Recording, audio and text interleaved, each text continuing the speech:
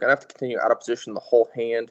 He's going to stick around, see one more card. Both players having wheels available. The king is going to definitely change the action a bit. Romo picking up top pair, top kicker. Roger now getting a gut shot to the nuts.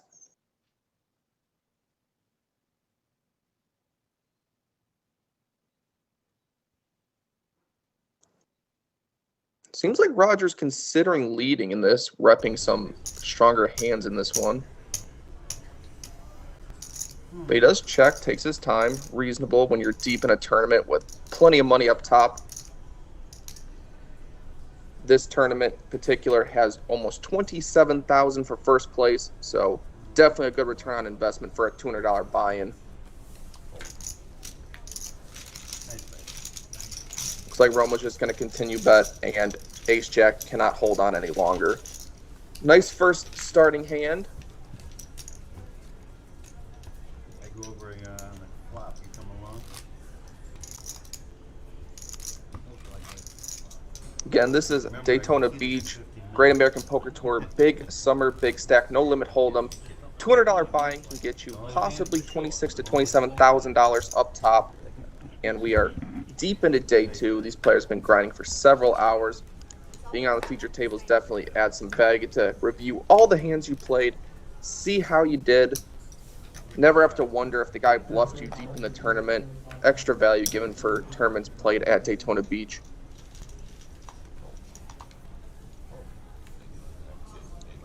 Now we're starting the next hand, folding around.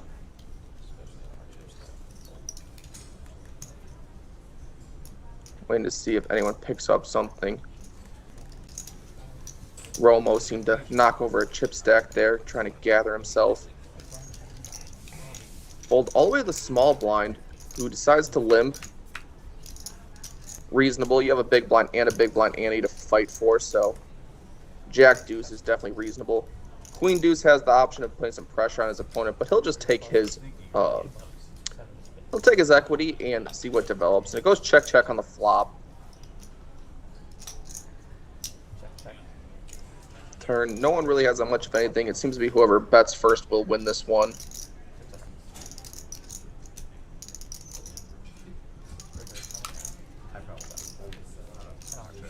Checks through a second time.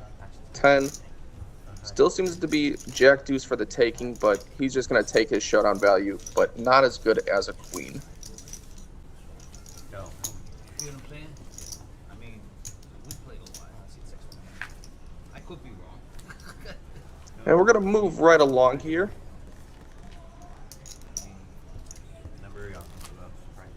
Got a comment complimenting the dealer. I'm sure they love to hear that. Definitely a very thankless job. Have to put up with a lot of, small things with dealing, math, dexterity, dealing with players, and, I'm sure they appreciate all the love you give them. Busting out over there, nobody sees it. Yeah, over there, nobody knows when you do the walk. You just get some money and go. And that's what I said earlier was, oh, see how crappy I play. And the blinds are 5K, 10K with a 10K big blind ante, so definitely deep in this tournament.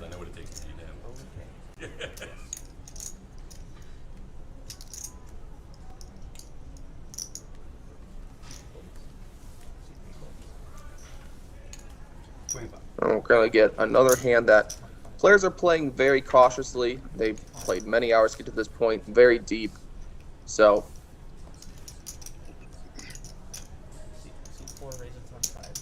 definitely reasonable to see them play extremely cautious. Folds all the way to the dealer button. Button folds. It's like the cutoff made a raise, but we cannot see their cards. Having a little RFID issue here, but we'll play this hand blind.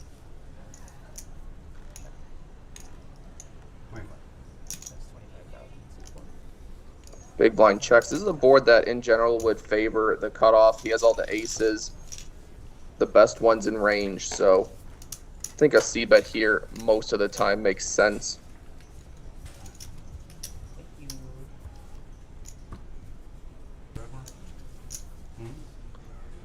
And it looks like we are changing out the decks here. We have another comment that says there's a bunch of great players at the table. I heard the RFID snap. Wow, really? They know, some of the viewers here know a lot of the players, play with them consistently. So wishing the best luck for, viewers, colleagues, competitors, all of the above.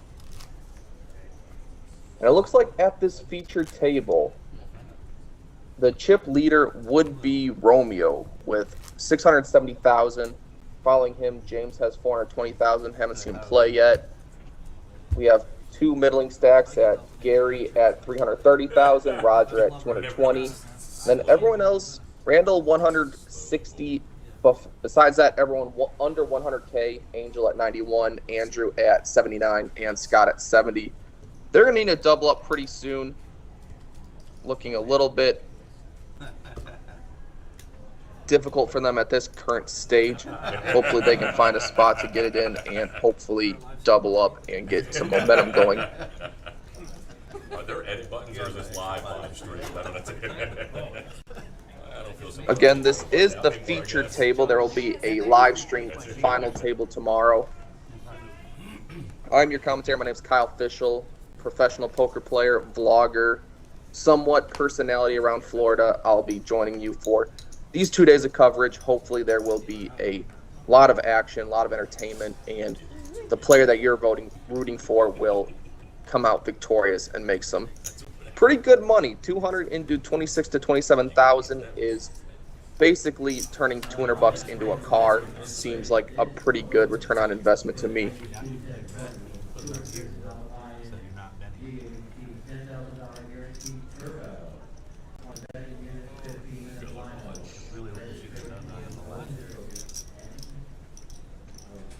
Looks like this hand's going to fold all the way to the small blind, who's going to jam.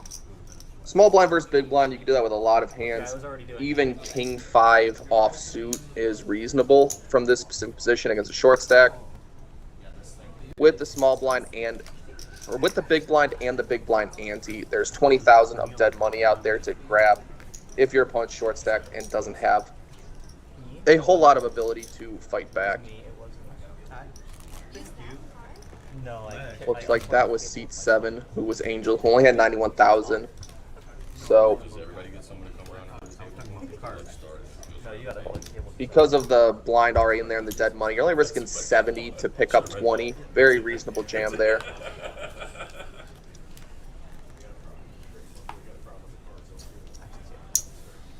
Jake the Jedi. Yes, my name's Kyle Fischel. I do have a personal channel. It's Kyle Fischel, Fischl. If you're interested in checking me out, but I'm here to focus on the Daytona tournament today. I'm gonna call the action, give my analysis as very well studied, somewhat GTO, player types, all that stuff. Give some feedback on what I think is the best, as well as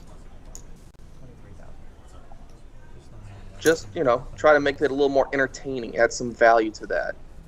Right now, it seems like the graphics are giving some issue. Try to see if we can figure that out pretty quickly.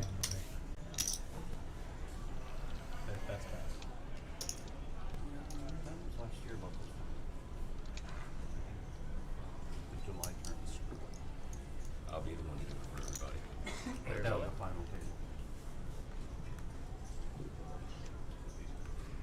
And again, there's some short stacks at this table. Player 1 or player 9 in this spot is Scott. He only had 70,000, so after what looks to be like a $20,000 open and a call, he's going to jam for 70. Gives him a good chance to double or even triple up if called. But the initial opener rejams, so he's saying he has a really strong hand trying to squeeze out the middle position player, who does eventually fold. And it looks like we're queens versus queen 10. Very bad spot for the queen 10. It's going to be a very uphill battle. And that flop gives no flush draw, no help needs. Running 10s, the jack of clubs is a little too late. Queen 10 would be drawing dead here. Yep. One club on the flop. Those running clubs could have saved him, but good game to the player. Scott, seat 9, thanks for playing. And we're going to move on to the next one.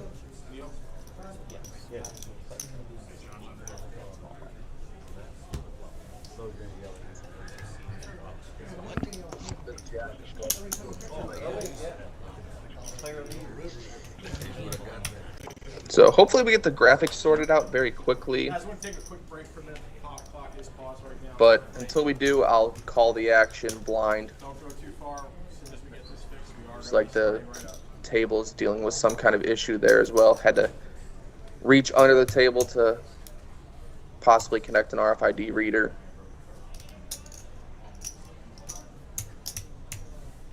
Sure, the floor is going to gather this graphics issue as soon as possible, but that's why I run a featured table, so all the kinks are sorted out for the final table where there's real money on the line. The pay jumps each player eliminated would be thousands of dollars in real money, so that'll be an exciting stream to watch tomorrow as well.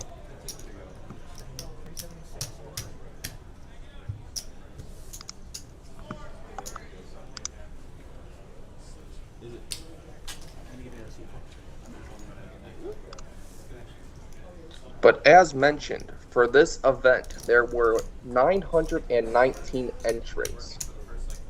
139 players made it to day 2, which created a total prize pool of $142,445. And first place is going to take home $26,966. Call it $27K. That is a massive return on investment for a $200 buy-in. If you're ever in the Daytona area when these $200 Great American Poker Tour tournaments are running, definitely want to jump into that. Maybe fire multiple bullets, because it just takes a deep run and you can really turn around and get some very comfortable paydays. It's like dealers counting out the stacks. Trying to get some updates for the RFID. Looks like they had to reset it, looks like, which means they'd have to re-input everyone's stack size as we get going. Dealer floor doing an excellent job. Very fast, really counting out those chip stacks quite quickly. I've seen some other rooms where dealers are a little bit slow, takes a bit of time, but these ones are proficient, crisp, love to see it, and looks like we're getting right back into the hands now. Players take their seats. The tournament out there is probably like, what the hell are these people doing? They're like, what the hell are we breaking again?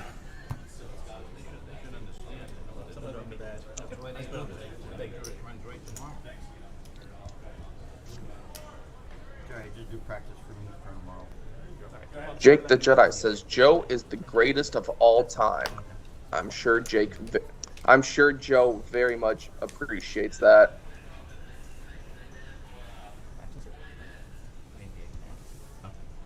And yes, graphics are working again. Great to have that bug fixed. And now Romo picks up a King 10 offsuit under the gun. It would be kind of a loose open in a tournament 9-handed. So he wisely lets it go. He can wait for a better spot, wait for a better position. Good thing he did. Gary wakes up with King Jack. Would have had King 10 dominated. He's in the cutoff. He goes for a call. Big blind with the 8-9 gets to check his option. He gets to see a free flop, of which he flops a pair of 9s. King 10 would have flopped a straight. Hindsight's always 20/20, but Gary picks up middle pair plus a gut shot to essentially the nuts. You should never really expect your opponent to have ace king here as played, so if a 10 comes, he should be pretty confident he is the best hand. But somewhat disaster hits as James picks up 2 pair. He checks, goes check, check. Now 2 pair on a 4 straight, 4 flush board. He's pretty happy to take his showdown value. It goes check, check again, and 8-9 will take it down.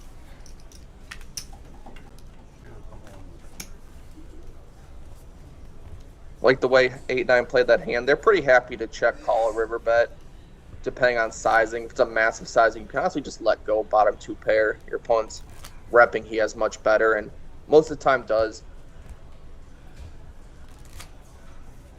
So quite reasonably played by both players. King Jack also has a decent amount of showdown value. Happily just take it and move on.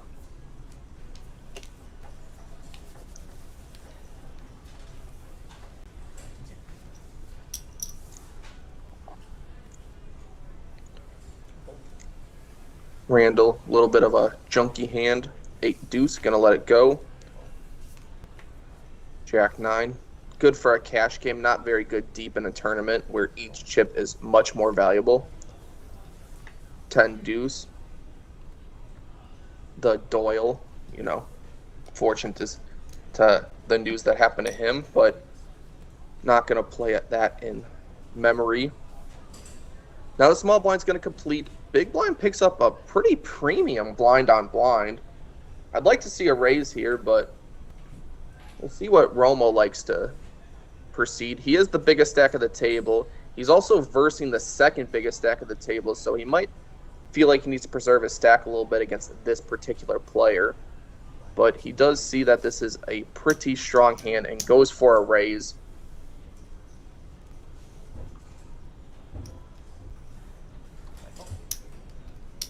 He makes it 35,000, like the sizing. He doesn't get to play the whole hand in position. Blind on blind, King Jack is an excellent hand here.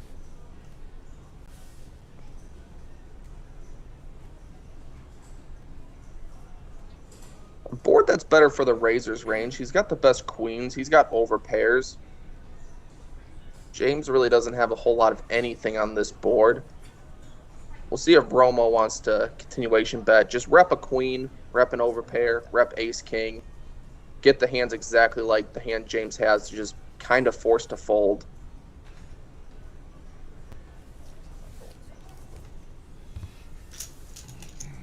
And he does, so that's very good play by Romo. Gets some value in pre-flop when he has the best hand, and gets his opponent to fold all of his equity on a flop that favors him. Romo is now extending his chip lead.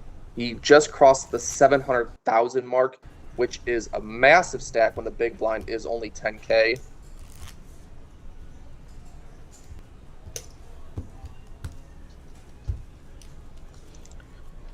He's got tons of chips to work with, and we'll see if he puts them to use moving forward. Did you get the link posted to your Tinder and Bumble profile? OnlyFans. Oh, I didn't think about that. I should do that for mine. I have nice feet.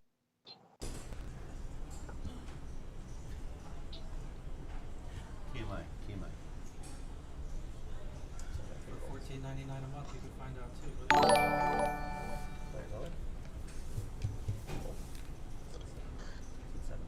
Here we see it fold all the way down the. Here we see it fold all the way to the hijack, who rips an ace-7. Only has to get through a few players to be able to just take down 25,000 in dead money. Big blind, ante plus small blind. 111K is the bet, so doesn't have to get through too many players to get almost 25% stack boost. We're down to just the big blind, who has kind of a not very defendable hand, and Angel will win 25,000 in chips. You got Jake the Jedi commenting on Roger's shirt. Hey. It's all about that tea talk. Making money. There's no such thing as bad publicity. See, Roger is.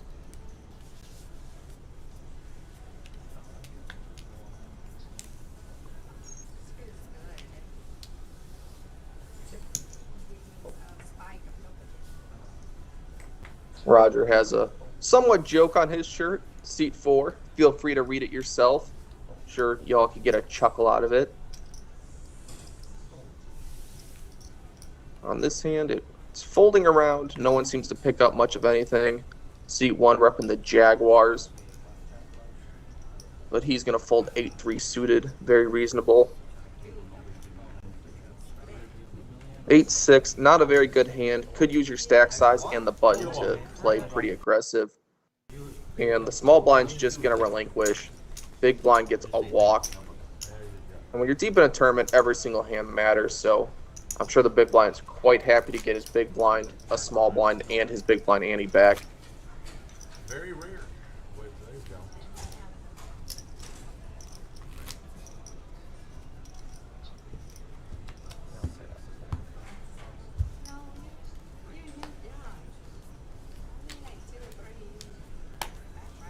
See, you're the one breaking He's gonna blame it on you.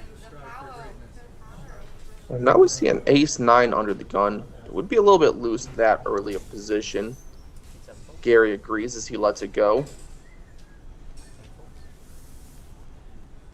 Drinks, cocktails.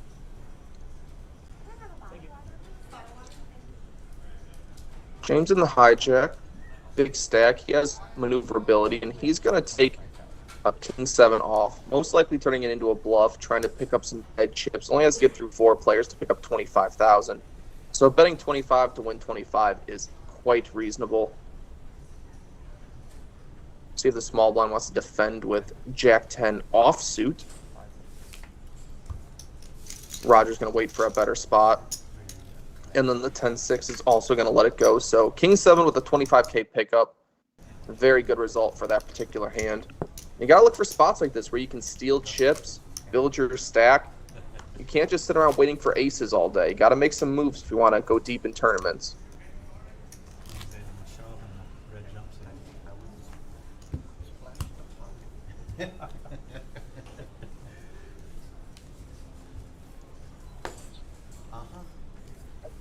Slap shot. You hear that? That won't hurt. Hockey big move, not around here. Now we're going to move on to the next hand.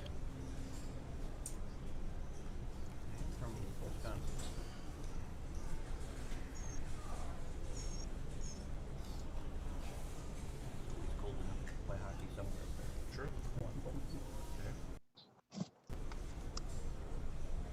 Looks like James is not going to get 2 out of line, too frisky, 2 hands in a row. He's going to go with the queen-6.